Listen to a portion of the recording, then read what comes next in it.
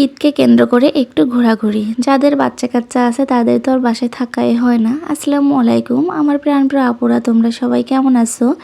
আশা করছি সবাই ভালো আছো। তোমাদের দোয়ায় এবং আল্লাহর অশেষ রহমতে আমিও খুব ভালো আছি। আমি রত্না লাইফস্টাইল থেকে রত্না বলছি। আর তোমরা কে কোথা থেকে ভিডিওটি দেখতেছো অবশ্যই কমেন্টে জানাবা।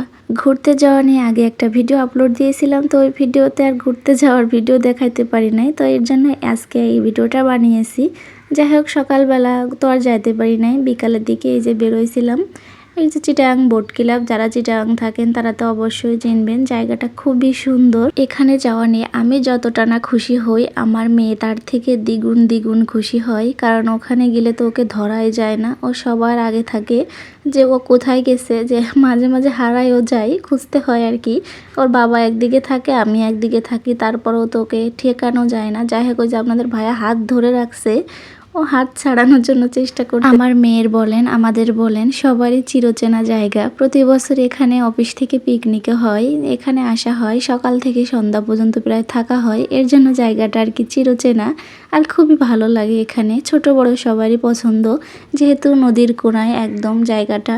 আর এখানে আগে না ছোটদের বসার জায়গা ছিল, এখন দেখি বড়দেরও জায়গা আছে। আর একটু পর না এই যে দেখো প্লেন আসতেছিল। আমি একটা ভিডিও করতে পারেছি প্লেনের, আরগুলা করি নাই। যে এত ভিডিও আর কি জন্য করব, একটাই দেখাইলে হবে তোমাদের। একদম নিচ থেকে যাচ্ছিল, আর পাশেই এয়ারপোর্ট। এই তো দেখো তোমাদেরকে দেখাচ্ছি প্লেনটা কোথায় নামবে, এই সামনেই, তোমরা একটু খেয়াল করো, একদম কাছে। এখানে না এই জিনিসটা খুবই ভালো লাগে, একটু পর প্লেন আসে, সবাই প্লেনের দিকে তাকায় থাকে যে কোথায় যে নামবে। এয়ারপোর্টও না মাঝে মাঝে যাওয়া হয়, কিন্তু আজকে আর যাওয়া হয় নাই। একদিনে তো আর এত জায়গা যাওয়া হবে না। যাই হোক, আমার মেয়ে যে অনেকগুলো রাইডে উঠছিল, আর ও না আজকে কোনো জায়গা পাচ্ছিল না, এত মানুষের ভিড় যে বাচ্চারাই জায়গা পাচ্ছিল না, আর বড়রাও না জায়গা দখল করে করে বসে আছে। এখানে যে লোকগুলো আর কি দেখাশোনা করে বড়রা যাতে না উঠতে পারে, তাও মানতেছিল না আজকে, এত মানুষ। যাই হোক, ফাঁকে ফাঁকে আমার মেয়েকে একটা একটা রাইডে উঠাই দিচ্ছি, আর অনেকগুলাই উঠতে পারিনি, এজন্য একটু মন খারাপ ছিল। তারপরেও ওর বাবা বলল যে আম্মু তুমি রাগ করিও না, তোমাকে আমি এখন সি বিচ নিয়ে যাব সাগরের কাছে, এরপরে তুমি আমার আরো খুশি হলো। এই যে আর একটা রাইড আছে দেখো, এটা না খুবই ফানি। এটা যে কেমনে উঠতেছে আর কেমনে নামতেছে দেখলেই হাসি পাচ্ছিল। চিটাগাং বোট ক্লাবের মেন আকর্ষণ বাচ্চাদের হচ্ছে রাইডগুলা, আর বড়দের হচ্ছে এই যে নদীর সাইডে। আসলে জায়গাটা এত সুন্দর, তোমরা না গেলে বুঝবা না।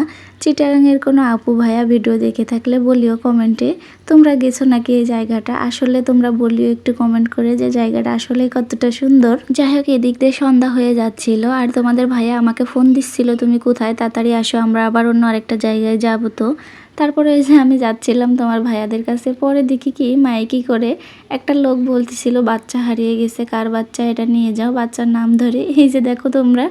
তারপর অনেকক্ষণ পরে যে তার গার্জিয়ান এসে নিয়ে গেল, ওর বোন, ওর মা, পরে আত্মীয় স্বজন যারা ছিল তারা আর কি এসে নিয়ে গেল। আর দেখো না, বোট ক্লাবে এই একটা মাত্রই দোকান আছে, এখানে না বেশ সুন্দর সুন্দর জিনিস, বেডশিট, কুশাল, পরে বাচ্চাদের খেলনা, এগুলো অনেক কিছু আছে। তারপরে আমি না এখানে গেলাম, একটা কাহিনী হয়েছিল তোমাদেরকে বলবো, দাঁড়াও।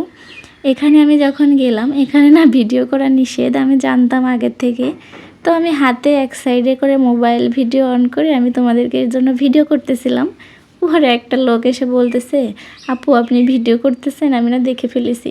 তা আমি বলতেছি ভাইয়া আমি কি করব, দেখেন আপনারা তো ভিডিও করতে দেন না, এই জন্য চুরি করে একটু ভিডিও করলাম, তা আমি কি ডিলিট করে দিব? তা বলছে না সমস্যা নাই, তবে আর যেন এটা করা হয় না।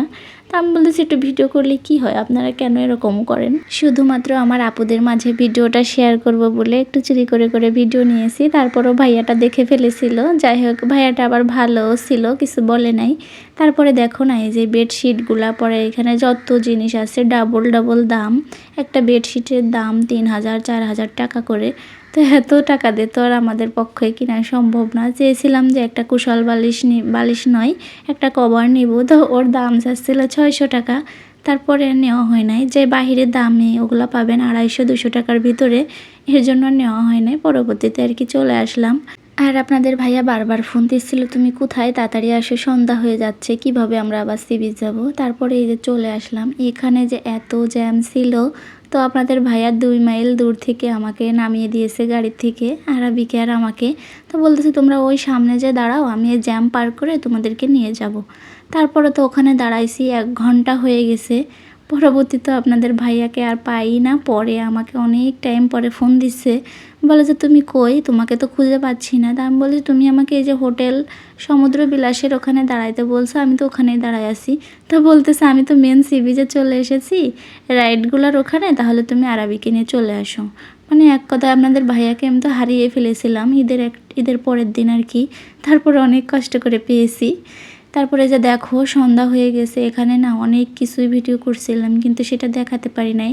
আইসক্রিম খেয়েছি, বাদাম, ঝালমুড়ি, এখানে অনেক কিছুই আছে খাওয়ার, তো ওগুলা খেয়ে নিয়েছি। আর আসার সময় অনেকগুলা আচার কিনে নিয়ে এসেছি। আচারগুলো আমার মেয়েরও পছন্দ, আমারও পছন্দ, ঝাল মিষ্টি যাই হোক আচারগুলা এতগুলো আচার নিয়েছি। আর এই যে আমার মেয়ে তো অনেকগুলা রাইডে উঠছিল, আর এখানে এত মানুষের ভিড় যে বলে বোঝাতে পারবো না। তারপরও মেয়েটা যেহেতু বায়না করতেছিল উঠাই দিলাম।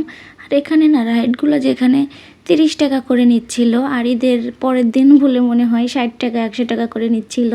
তারপরে এই যে তোমাদের ভাইয়া আমরা সবাই চলে এসেছি বাসায়। তোমার ভাইয়া তো দুজনের জন্য 2টা পান নিয়েছে, বলছে বাসায় যে রাত্রে ঘুমানোর আগে দুজনে 2টা পান খাবো। তা আমি বললাম তুমি তো খাও না পান, তো এখন পান কেন? বলে যে এই পান না অনেক মজা। তারপর যাই হোক পান তো আমরা এখন খাবো না, এর জন্য রেখে দিচ্ছি, খাবার খেয়ে খাবো। ভিডিওর একদম শেষে চলে এসেছি। তোমরা ভালো থেকো আপুরা, আল্লাহ হাফেজ।